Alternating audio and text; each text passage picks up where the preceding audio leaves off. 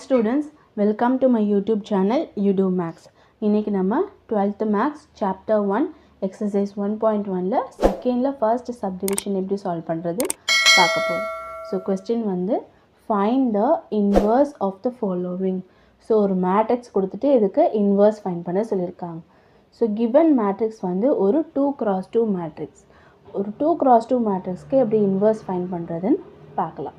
So first வந்து given matrix A matrix ன்னு எடுத்துக்கணும். So A is equal to, so A inverse ஓட formula வந்து A inverse is equal to 1 by determinant of A into adjoint of A. So first given matrix வந்து determinant value find பண்ணலாம். So determinant of A is equal to, so first வந்து minus 2 minus 3 multiply பண்ணிக்கணும். minus 2 into minus 3 வந்து 6.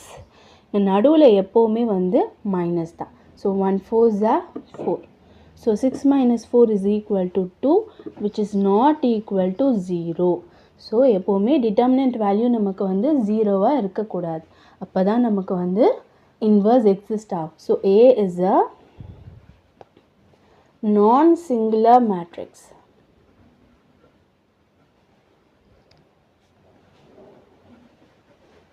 So A inverse exist ன்னு எழுதிப்போம். A inverse exist ஆனாதான் நம்ம வந்து inverse find பண்ண முடியும். So A inverse ஓட formula வந்து 1 by determinant of A into adjoint of A. So determinant of A வந்து find out பண்ணிட்டோம். இப்போ adjoint of A கண்டுபிடிக்கணும். So adjoint of A is equal to, so ஒரு 2x2 matrixக்கு எப்படி adjoint find பண்ணணும்? So interchanging A11 and A22 and sign change in A12 and A21.